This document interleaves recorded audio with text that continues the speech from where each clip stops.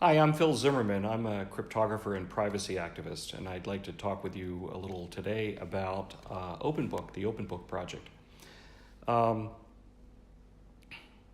there are some things that we've had in our history that we look back on, and we wonder how we could have done things that way. If you go back a century, Coca-Cola had cocaine in it, and we were giving it to children.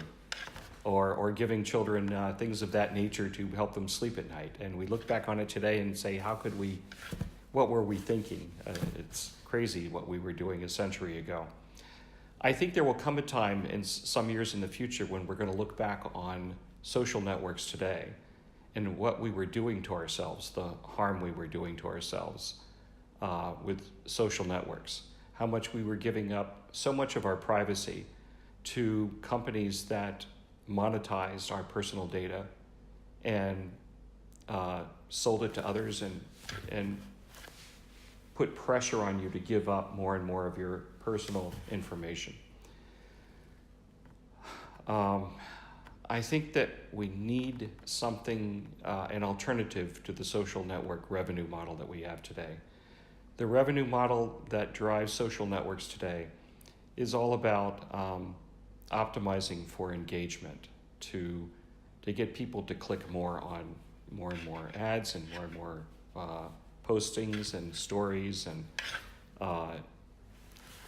the problem with this, having these deep machine learning neural nets that are monitoring our behavior and pulling us into deeper and deeper engagement, they already seem to know that nothing drives engagement as much as outrage. And this outrage deepens the political divides in our culture. It creates attack vectors against democratic institutions. It undermines our elections. It makes people angry at each other and provides opportunities to divide us. And that's in addition to the destruction of our privacy by revenue models that are all about exploiting our personal information. So we need some alternative to this, and that's where the Openbook project comes in.